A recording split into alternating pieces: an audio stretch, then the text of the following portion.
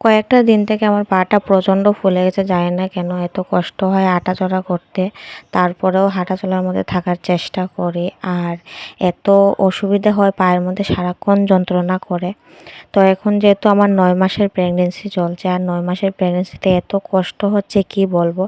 যারা যারা আমার মতো 9 মাসের প্রেগনেন্সিতে আছে তারাই বুঝতে পারবে এই সময়টাতে কত কষ্ট হয়। যেমন দিনটা কাটতেই চায় না, সময়টা কাটতেই চায় না। তো আমার এরকমই অনেক অসুবিধে হচ্ছে। তারপরেও কি করব, নিজের মনটাকে শান্ত রাখি। আর বেবি যখনই মুভমেন্ট করে তখনই মনের মধ্যে আলাদাই একটা আনন্দ হয় যে আমার বেবিকে তো দেখতে পারবো, আর মাত্র কয়েকটা দিন বাকি।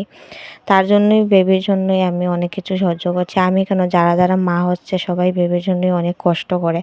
মা হতে গেলে অনেক কষ্ট সহ্য করতে হয় সেটা জানি, কিন্তু এবার নিজেকে দিয়ে ফিল করছি যে কতটা কষ্ট সহ্য করতে হয় তারপরে মা হওয়া যায়। তো আমি একা না, সবাই অনেক কষ্ট সহ্য করে, আর অনেক ভয়ও লাগে, অনেক কষ্টও হয়।